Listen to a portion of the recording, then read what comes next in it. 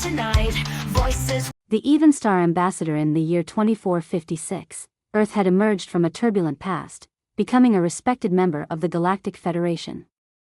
A planet once divided by borders, now united in its mission for peace and exploration, Earth's standing in the galaxy was solidified by the leadership of one extraordinary individual, Betty, the Evenstar. Her title, Evenstar, was a tribute not only to her radiant presence but to her unwavering ability to balance the darkness of conflict with the light of diplomacy. Unlike the other ambassadors, who operated from the Federation's towering space stations or sleek, bureaucratic cities, Betty had chosen a much quieter and more grounded home, far from the intergalactic limelight. She lived on Alaron, a pristine and tranquil world, rich with dense forests, deep valleys, and cascading rivers. The planet was known for its serenity, its natural beauty, and its focus on spiritual harmony, which aligned with Betty's philosophy of living in balance with the natural world. Her cabin, tucked deep within the ancient forests of Alaron, was simple, yet striking. Surrounded by towering trees whose leaves shimmered with bioluminescence at night, the structure itself was built from materials found on the planet: wood from the towering silverwood trees, stones from the riverbeds, and glass that let in the purest natural light. A large window overlooked the tranquil landscape, with a view of the forest that seemed to stretch into infinity. Betty often found solace in these surroundings, surrounded by the hum of life in the forest, a place where the forest was as much a part of her as the stars she worked to protect. Though she could have chosen a more traditional base of operations within Federation territory, Betty believed in the power of simplicity. Her connection to Alaron helped her remain grounded, and the planet's peaceful energy provided clarity of mind when navigating the delicate, often precarious, relationships between the many species of the Galactic Federation. Betty was well known not just for her role as Earth's ambassador, but for her formidable skill in combat. Earth had taught her the art of both negotiation and defense. She was fluent in languages of diplomacy, but also well-versed in languages of action.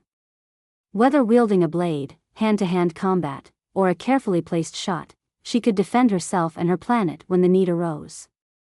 But despite her skills, she knew when to use them, and when not to.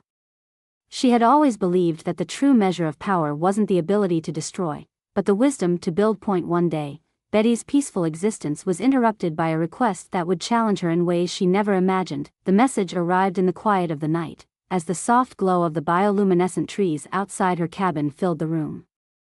Her communication system beeped softly, signaling an incoming transmission. As she read the message, her face hardened. The Raxians, a proud, warrior-based race known for their ancient traditions of combat and personal honor, had issued a challenge. Earth had become embroiled in a political dispute with the Raxians over territory near the edge of Federation space. The dispute had been escalating, and now, the Raxians demanded a trial by combat between their strongest champion and Earth's representative. It was a test of strength and honor, one that would determine Earth's fate within the Federation. Betty's heart pounded as she read the terms of the challenge. The stakes were enormous. If Earth failed to meet the Raxian challenge, their membership in the Federation would be jeopardized. It was not just a battle of strength, it was a test of Earth's resolve in the galaxy. A test Betty could not afford to lose. Lila, Betty called, summoning her trusted second-in-command, Commander Lila Tanaka. Lila had been with Betty for years, her loyalty and skill invaluable in times of crisis. Yes, Ambassador? Lila's face appeared on the communication screen, her features calm but alert. We have a problem. The Raxians are demanding a trial by combat, Betty explained, her voice steady but tinged with concern. Lila raised an eyebrow, clearly surprised. A trial by combat? That's a drastic measure. Do you intend to accept? Betty's eyes narrowed as she gazed out the window, her mind racing. She knew what the Raxians were capable of. They were legendary warriors, and their culture revolved around the concept of strength in battle. Accepting the challenge outright could lead to an open confrontation that might cost countless lives. Yet refusing it would make Earth appear weak. No, Betty said after a long pause. I'm going to go. But not as a simple champion of combat. I'm going to show them that Earth's strength lies not in its ability to fight, but in its ability to outthink and outmaneuver. We don't have to fight their way, we'll fight with words, ideas, and a new vision for the galaxy. Lila was quiet for a moment, then nodded. Understood, Ambassador. But be careful. The Raxians won't take kindly to being outmaneuvered in this way. Betty gave a small smile, the fire in her eyes sharpening. Good. Let them be uncomfortable. It's time to show them that peace isn't a weakness, it's a weapon. Betty made the journey to Rax 9, a desolate world known for its harsh environment and extreme terrain. The planet was a battleground by nature, where the very landscape itself seemed to challenge its inhabitants. Jagged mountains rose sharply into the sky, the wind howling through them like a war cry. The Raxians, whose culture was built upon battle and survival, called it home with pride. Betty arrived in the capital, a sprawling city built into the heart of the mountains. Its architecture was imposing, with massive stone structures that loomed over the land, reflecting the Raxian belief in strength. At the center of the city stood the Arena of Honor, where all challenges between the Raxians and their adversaries were decided.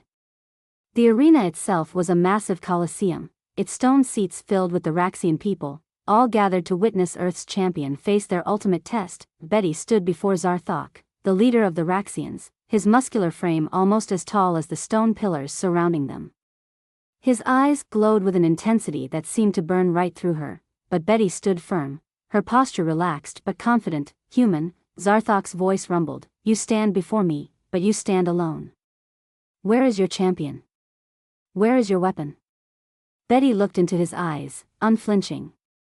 I am my champion, she replied, her voice steady and unwavering. And my weapon is something you won't expect. Zarthok's lip curled into a mocking sneer.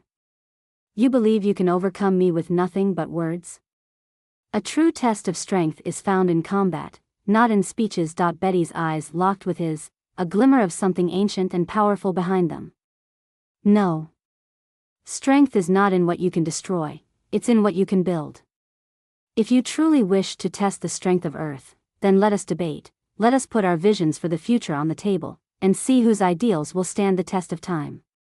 The crowd murmured in confusion, as this was not what they had expected. Zarthok glared at her, his pride burning like a fire, but he saw something in Betty, something that made him hesitate. I accept your challenge, Zarthok said after a tense pause. But know this, human, if you fail, your world will fall under Raxian rule. And I will not show mercy. Betty nodded, her resolve unshaken. I understand. But know this, if I win, we will create a new future together. One where strength is defined not by violence, but by unity. The debate that followed was long and arduous. For days, Betty and Zarthok exchanged ideas, philosophies, and visions for the galaxy's future. The Raxians believed in survival of the fittest, in strength through conquest and power, while Betty argued that true strength came from cooperation and mutual respect. She used every ounce of her diplomatic skill, every scrap of knowledge she had accumulated over the years, to challenge the Raxian worldview. At the end of the trial, Betty's words had made an impact. Zarthok, though still proud and unyielding, saw the merit in her vision. While he would never abandon his warrior ways, he agreed to work with Earth and the Federation toward a future of peace, one where strength would no longer be measured by battle alone, but by the willingness to work together. Betty returned to Alaron, her victory a testament to the power of diplomacy, even in the face of ancient traditions. The Evenstar had not only proven Earth's strength, but had shown the galaxy that peace could be the greatest weapon of all.